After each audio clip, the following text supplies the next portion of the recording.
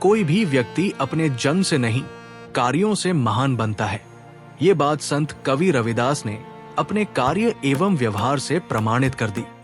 अपने कार्य के प्रति पूर्णतः समर्पित रहते हुए ईश्वर भक्ति पर काव्य की रचना कर उन्होंने समाज को जो संदेश दिए वे आज भी प्रासंगिक है।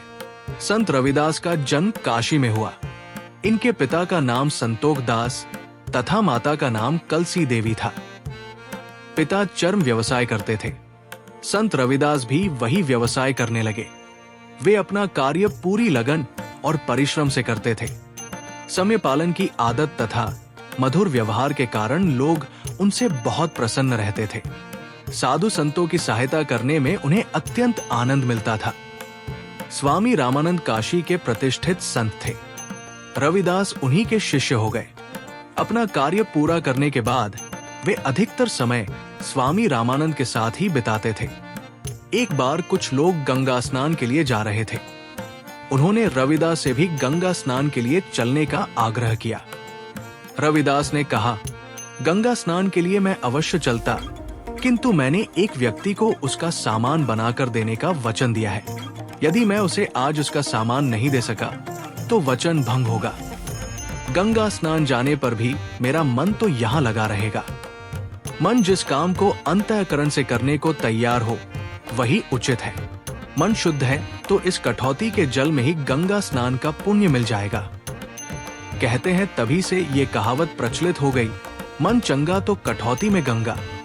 रविदास का जन्म ऐसे समय में हुआ जब समाज में अनेक बुराइयां फैली थी, जैसे अंधविश्वास, धार्मिक आडंबर, छुआछूत आदि।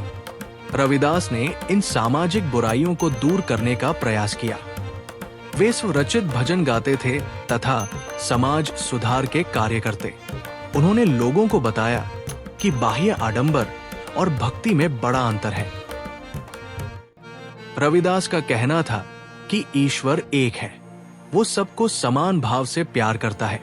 यदि ईश्वर से मिलना है तो आचरण को पवित्र करो और मन में भक्ति भाव जागृत करो। आरंभ में लोगों ने रविदास का विरोध किया, किंतु इनके विचारों से परिचित होने के बाद सम्मान करने लगे। रविदास कर्म को ही ईश्वर भक्ति मानते थे। वे कर्म में इतने लीन रहते थे कि कभी कभी ग्राहकों को सामान तो बनाकर दे देते, पर उनसे दाम लेना भूल जाते थे। रविदास दिन भर कर्म करते और भजन गाते थे। काम से खाली होने पर वे अपना समय साधुओं की संगति एवं ईश्वर भजन में बिताते थे। रविदास के भजनों का हिंदी साहित्य में विशेष स्थान है। रविदास का मानना था कि राम, कृष्ण, करीम, राघव, हरि, अल्लाह एक ही ईश्वर के विविध नाम है। सभी धर्मों में ईश्वर की सच्ची आराधना पर बल दिया गया है। वेद, पुराण, कुरान आदि धर्म ग्रंथ एक ही परमेश्वर का गुणगान करते हैं। ईश्वर के नाम पर किए जाने वाले विवाद निरर्थक एवं सारहीन है। सभी मनुष्य ईश्वर की ही संतान है। अतः ऊंच नीच का भेदभाव मिटाना चाहिए। अभिमान नहीं अपितु परोपकार की भावना अपनानी चाहिए। अपना कार्य जैसा भी हो वो ईश्वर की पूजा के समान है। संत रविदास के सीधे सादे तथा मन को स्पर्श कर लेने वाले विचार लोगों पर सटीक प्रभाव डालते थे। लोगों को लगता था कि रविदास के भजनों में उनके ही मन की बात कही गई है। धीरे धीरे उनके शिष्यों की संख्या बढ़ने लगी। वे लोगों को समाज सुधार के प्रति जागरूक करते तथा प्रभु के प्रति आस्थावान होने के लिए प्रेरित करते। वे सामाजिक सुधार एवं लोगों के हित में निरंतर तत्पर रहते थे। रविदास के भक्ति छंदों को सिख ग्रंथ, गुरु ग्रंथ साहिब में भी शामिल किया गया है। हिंदू धर्म की दादूपंथी परंपरा के पंचवाणी पाठ में भी रविदास की कई कविताएं शामिल हैं। संत कवि रविदास अपने उच्च विचारों के कारण समाज एवं हिंदी साहित्य में महत्वपूर्ण स्थान रखते हैं। उनका जीवन कर्मयोग का आदर्श उदाहरण है।